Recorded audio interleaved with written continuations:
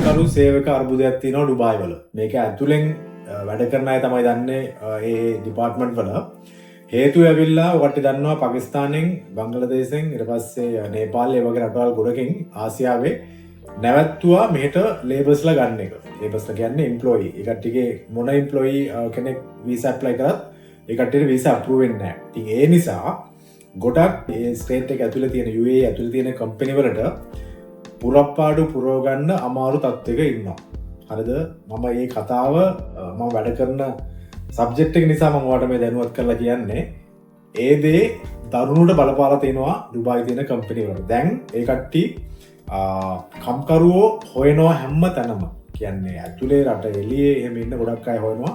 හොයලා ගොඩක් ඉන්දියාවේ ඒ කට්ටිය සපයන කට්ටිය ඉන්නෝනේ ඒ වගේ මිනිස්සු. ඒ මිනිස්සුන්ට කන්ටැක්ට් කරලා ඒ කට්ටියට සල්ලි ගෙවලා එහෙම ගන්න ක්‍රමවේදයක් දැන් යනවා. මොකද හේතුව ඔකට දන්නවා පාකිස්තාන රටේ බංග්ලාදේශ රටේ ඒ කට්ටිය බර වැඩ කරන්නම තමයි ඉපදෙලා ඉන්නේ. ඒ කට්ටිය ඕනේ බර වැඩක් කරනවා ඕනේ වැඩකට ඒ කට්ටිය රෙඩි. ඒ නිසා මොකද ලංකාවේ අපේ අයට ඔකට දන්නවා එහෙම බර වැඩ කරලා වලවල් කපලා කාණු කපලා එහෙම ලොකු අත්දැකීමක් නැහැ. අවංකව කියනවා නැහැනේ. මේ රටට එන්න ඕන අයට ඒ අත්දැකීම් තිබ්බට උදේ හවස ඒ වැඩ දිගටම කරද්දී ඔකටට එපා වෙනවා. ඉතින් මම ඔයාලට මේ අද කතාවේ කියන්න හේතුව දැන් එහෙම ඇවිල්ලා ඉන්න ගොඩක් ඉන්නවා කියලා මට ආරංචි ආවා.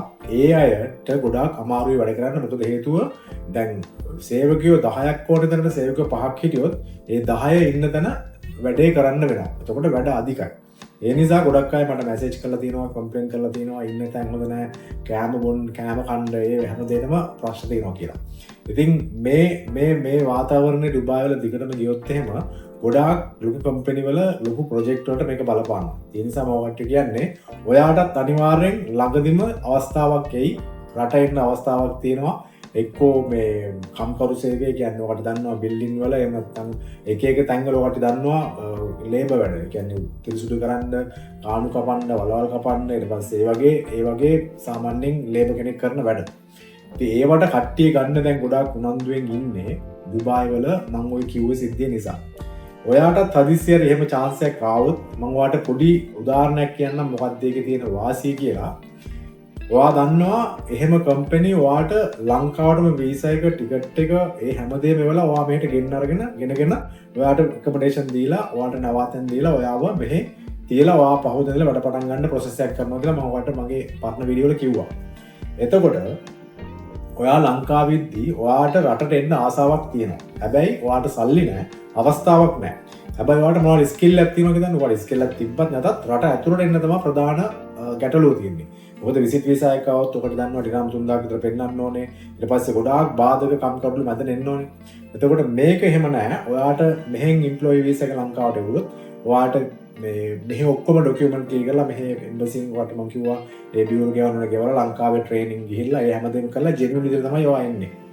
එහෙම ආවට පස්සේ සමහර කම්පැනි තියෙනවා ඔයාව මාස 6ක් කම්පැනිය තියාගෙන ඔයාගෙන් වැඩ අරගෙන ඔයා මාස 6න් පස්සේ ඔයාට රිසිග්නේෂන් එක දාලා යන්න උනොත් එහෙම සමහර කම්පැනි රිසිග්නේෂන් දීලා ඔයා රිලීස් කරනවා. ඔයා ඒතකොට හිතන්න ඔයා ඒ කම්පැනි හරහා ඩුබායි වලට රට ඇතුළට එනවා. එන එක තමයි අමාරුම. මොකද එන්න එම්ප්ලොයිමන්ට් වීසා එක આવොත් කවුරුත් මුකුත් කතන්දර කියන්නේ නැහැ. කෙලින්ම ආවා වැඩ පටන් ගත්තා. ඊට පස්සේ ඔයාට දිගටම ඔයාගේ වැඩේ කරගෙන ඉන්න ඕනේ. හැබැයි මේ කම්කරු ජොබ් බොහොම කටුකයි. ඔයාට මම කියන්නේ මේ වැඩ කරන අය දන්නවා බොහොම අමාරු ජොබ් තමයි කම්කරු ජොබ් කියන්නේ. ඉතින් ඒවා ඔයාට කරන්න බැරි නම් මාස 6ක් වැඩිමුණුත් අවුරුද්දක්. මොකද ඒකට කම්පැනි දානවා කොන්ට්‍රැක්ට් එකේ මේ ඇග්‍රීමන්ට් එකට ආවොත් කියන්නේ අවුරුද්දට කලින් ආයි වුණොත් එහෙම ඔයා ඉරම් 5000ක් 6000ක් ගෙවන්න කියලා. ඒක හැමෝම දන්නවා හැම ප්‍රසිද්ධ රහසක් එක. ඉතින් ඒ වගේ ගොඩක් කම්පැනි මම දන්න විදිහට මාස 6ක් ඔයා වැඩ කරොත් ඔයාලා රිසිග්නේෂන් දාන්න පුළුවන්. එතකොට ඔතන ඔයාට ගන්න තියෙන දේ කට්ට ගන්න බලාගෙන ඕන කට්ටක් ගන්න බලාගෙන මාස 6ක් හරි අවුරුද්දක් කර වැඩ කරන්න ආවොත් ඔයා ඉස්සෙල්ලාම මම මේ කියන්නේ ලංකාවේ ඉඳලා දෙයක් කරගන්න බැරි අමාරුවෙන්ම මට ගොඩාක් අය මැසේජ් කරලා තියෙනවා අයියා මම ඕන දෙයක් කරනවා මාව ගන්න කියලා. මට පුද්ගලික වශයෙන් එහෙම ගන්න ලොකු ගන්න එහෙම බෑ. කියන්නේ ගන්නවා නම් කම්පැනියක් තියෙනවා. ඒ කම්පැනි නීති අනුකූලව මිනිස්සු බඳවගෙන මිනිස්සුන්ට ජොබ් දීලා ඒවා නීති අනුකූලව වෙන්න ඕනේ. ඉතින් ඒ වගේ වෙන කම්පැනි ගොඩකින් මට දැන් රික්වෙස්ට් කරලා තියෙනවා ලංකාවේ අය ඕනේ කියලා. හැබැයි ඒ ජොබ් වලට මම හිතට ගිහුව මගේ ලංකාවේ සහෝදරයෝ දාන්න කැමති නෑ. මොකද තියෙන්නේ අමා දුකක් වෙන්න තියෙන්නේ. ඉන්න තියෙන ලේබර් කැම්ප් වල උයාගෙන කන්න ඕනේ, රෙදි හොද ගන්න ඕනේ, සතියේ දවස් 6ක් වැඩ, එක දවසේ නිවාඩු, ඒ දවසේ ඕවර් ටයිම් කරොත් එන්න නිවාඩුවක්ම නෑ. ඊට පස්සේ උදේ 6ට ගිහිල්ලා හවස 8 9 10 වෙනවා එද්දි ඇවිල්ලා ආපහු උයාගෙන කාලා ආයෙ නිදාගෙන ආයෙ උදේ වැඩට යනකොට ඒතර වැඩ තියෙන්නේ බර උස්සන්න, වලවල් කපන්න, එක නලාදින් එක විවිධාකාර අමාරු වැඩ. හැබැයි මේ කාලේ රස්නේ නෑ. මේ මාසය ඔකට මම කියන්නේ රස්නේ නෑ. මේ කාලේ සීතල කාලේ ඉන්නේ. ඉතින් ඒ සීතල කාලේ වාට ජැකට් එකක් දාගෙන අතල්ලගේ මාස 6ක් අවුරුද්දක් කට්ට ගන්න පුළුවන් නම් ඔයාට ප්ලෑන් කරන්න ඕනේ. ඒ ක්‍රමෙන් මෙහෙට ඇවිල්ලා ආවට පස්සේ ඔයා හොඳට වැඩ කරන ගමන් ඔයා එළි ඉන්නේ. වැඩ කරන ගමන් ඔයා හොඳට බලන්න ඕනේ කොහෙද කම්පැනි තියෙන්නේ, මොනවද වේකන්සි තියෙන්නේ, කොහොමද අනිත් කම්පැනිට යන්නේ කියලා හරියට ප්ලෑන් කරගෙන ඔයාගේ මොබයිල් එකට data හම් වෙනවා, ඔයාගේ මොබයිල් එකට Wi-Fi හම් වෙනවා. Wi-Fi එක use කරලා හරියට network එක මොකක්ද කියලා දැනගෙන හොඳ කම්පැනියක් හොයාගෙන නිවාඩුවක් දාලා ඒක ඉන්ටර්වයුව ගිහිල්ලා මාස 6 අවුරුදු දිනුවට පස්සේ මම කියන්නේ. මම දන්න විදිහට ගොඩක් කම්පැනි ඔය ඇග්‍රීමන්ට් එක කියලා බලන්න මාස 6කින් ඔයාලට රිලීස් එක දෙනවා නම් මාස 6 කට්ට ගන්න ඕන. මොන කට්ට කෑවත් මාස 6යි. ඒ මාස 6 හිමීට ඩුබායි ගැන ලැන්ග්වේජ් එක දැනගෙන භාෂාව, වටපිටාව, දේශගුණ ඒ ඔක්කොම හැම දැනගෙන ඉවරලා හොඳ කම්පැනි එක වේකන්සි එකක් ඇප්ලයි කරලා මෙතනින් නෝ රිසිග්නේෂන් ඔයා ගියා හොඳ කම්පැනි එකට. ඕක ඇවිල්ලා ගොඩක් අය මේ කරන දෙයක්. හැබැයි කවුරුත් කියන්නේ මට මගේ මෙහි ඩුබායි නෑ මට කිව්වා ඒ වගේ තමයි ගොඩක් අය එහෙම ඇවිල්ලා හොඳ කම්පැනිවලට කඩගත්තා කියලා. මොකද හේතුව එහෙම එන්න වට ගොඩක් ලොකු වියදමක් ඕනේ නෑ. ලක්ෂ එකමාරක් දෙකක් යද්දී ඔකට දන්නවා ඒ වගේ ජොබ් වලට එන්න පුළුවන් ඩුබායි වල තියෙන වගේ කම්පැනි වල. ඉතින් ඔයාලට මම කියන්නේ ඔයාටත් එහෙම මම මේක යෝජනාවක් විතරයි කරන්නේ. මම ඔයාලට කියන්නේ මේක අදහසක් විදිහට. මොකද ගොඩාක් අය මට දවසකට මැසේජ් 100 200 වුණා. මගේ ඇත්තට ෆෝන් එක දැන් ස්ටක් කරලා තියෙන්නේ මේ WhatsApp ඕපන් කරන්න බැරි තරමට මැසේජ් ඇවිල්ලා තියෙනවා. ඒ වගේ මැසේජ් කරන ඒවා මම කියලා බලද්දි තේරෙන්නේ ගොඩක් අයට තියෙන්නේ දරිද්‍රතාවයෙන් පිරීලා බොහොම අමාරුවෙන් ගේමක් ගහගෙන ගොඩ එන්න ඕනේ, මොන කට්ටක් හරි කාගෙන ගොඩ එන්න ඕනේ කියන මතේ ඉන්න. ඉතින් ඒ මතේ ඉන්න අයට මේ අවස්ථාව මම හිතනවා මගේ අදහසක් විතර කට්ටිය හරියට අහලා බලන්න මෙහෙ ඉන්න අය කොහොමද ඒ වගේ කටු ගාගෙන ඉන්නේ කියලා. මෙහෙමයි. පැය 10ක් 12ක් වැඩ කරද්දී ඔයාලට ටිකක් අමාරු වෙනවා. දවසක් දෙකක් තුනක් මාසයක් විතර කරන් යද්දී ඔයාලට ඒක හුරුනොත් එහෙම ඔයාලට ඒ ගේම ගන්න පුළුවන් මාසයක් අවුරුද්දක් යනකම්.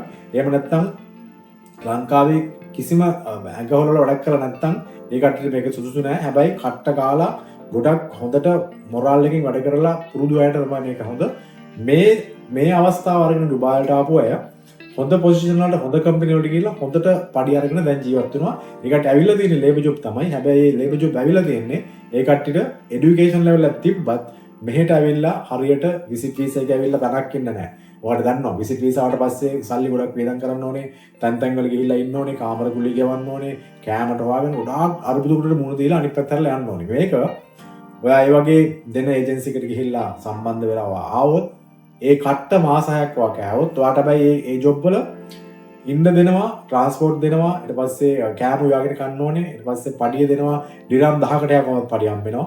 ඊට පස්සේ ඔයාට යුනිෆෝම් හම්බ වෙනවා, ඕවර් ටයිම් හම්බ වෙනවා. ඔයා පැහැරට වැඩ කරොත් එහෙම, පැහැරට පස්සේ වැඩ කරොත් එහෙම ඉන්ෂුරන්ස් එක හම්බ වෙනවා. ඉතින් ඔය ඔක්කොම අර මූලික බේසික් අවශ්‍යතා ටික තියෙනවා. හැබැයි ඉතින් කට්ට කාගෙන වැඩ කරන්න ඕනේ, වලවල් හරන්න, ඒ වගේ ගොඩක් අමාරු වැඩ තමයි තියෙන්නේ.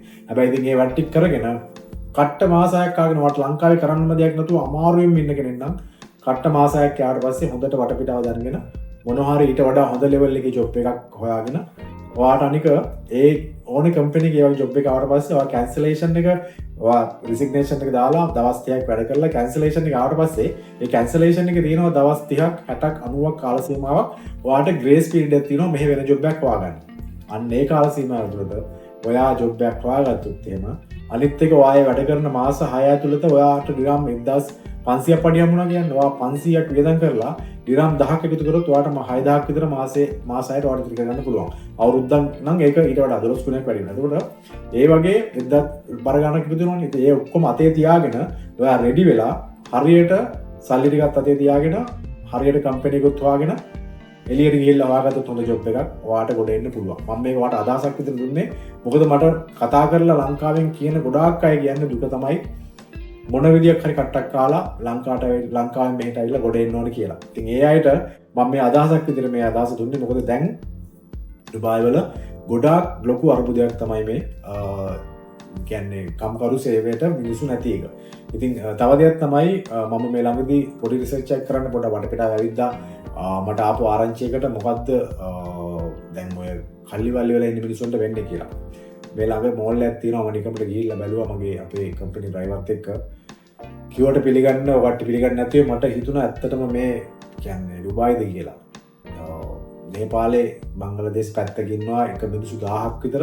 මේ මිනිසුන්ට ඉන්නේ පොලිමේ ඉන්නවා. මේ පැත්තේ නේපාල්, මේ පැත්තේ ඉන්දියන්, මේ පැත්තේ පාකිස්තාන කට්ටිය ඔක්කොම උදේට මේසන් බාස්ලා අර ඔයාගේ බඩු ටික අරගෙන එනවා. ඇවිල්ලා ඊතකින් ඉන්නවා පාරේ කට්ටිය ඇවිල්ලා එයාව එක්කන් ගිහලා වැඩ අරගෙන ගෙනල්ලා දානවා. දවසට ග්‍රාම් 150ක් විතර ගෙවනවා. වීසා ඉන්න ඇත් තියෙනවා, නැති ඇත් තියෙනවා. වීසා නැති අයගෙන් මම එයා මොනවද ඔය කට්ටිය ඇවිල්ලා අකුරු තුනියාලේ චෙක් කරොත් එන්න කරන්න ඒ කට්ටිය කියනවා අපි අතහැරලා දානවා. මොකද අපිට එක්කන් ගියොත් කන්න දෙන්න ඕනේ, ඉන්න දෙන්න ඕනේ, ටිකට් දාලා ඒ කට්ටිය රටට යවන්න ඕන නිසා අපිට කරන්න විසුමක් නැහැ. 1000ක් විතර ඉන්නවා. මම ෆොටෝ එකක් දාන්නම් බ්ලොග් කරලා හිතාගන්න අමාරුයි guys. මොකද මේ වගේ ලොකු රටක වැඩිපුර කතා කරන්න කැමති නෑ මම මේ සබ්ජෙක්ට් එක මේ සම්බන්ධව. උනාට කම්කරු අයට සෑහෙන මේ ලොකු හිස්ටරි එකක් තියෙනවා මේකේ. ඉතින් දන්න අය කමෙන්ට් කරන්න සිංහලෙන් ඔකට තියෙන මොනවද අත්දැකීම් සම්බන්ධව කියලා. මේ පණිවිඩය මට ඔකට කියන්න ඉතුනේ මට ගොඩාක් කෝල් කරලා අහනවා මොන හරි ජොබ් එකක් කරන්න යන්න ඕනේ කියලා. දිරාම් 1000ක් කියන්නේ ලංකාවේ සල්ලි 82000ක්. ඔයාම තීරණය කරන්න 82000කට මේ ඇවිල්ලා කට්ට කාලා වෙන ජොබ් එකකට ගිහිල්ලා වෙන කම්පැනි එකකට ගොඩ එනවද නැත්නම් ලංකාවේම තියෙන දෙයක් කරගෙන හරියට ගොඩ එනවද කියලා. මම මේක ඔකට අදහසක් විතර දුන්නේ මොකද ගොඩාක් කට්ටිය හැමදාම කෝල් කරලා ජොබ් නැති දානවා. ඒ කියන්නේ এডুকেෂන් ලෙවල් එකක් නැති, ස්කිල් එකක් නැති, බොහොම අසරණ දුප්පත් ඇඟේ හයිය තියෙන මිනිසුන්ට. එහෙමනම් මේක දැනගන්න මම ඔකට විශේෂ පණිවිඩයක් කරන්න ආවේ. එනවා හැමෝටම ජය වේවා. ආයම්දුමු. තවත් වීඩියෝ එකකින් ආයම්දුමු ජය.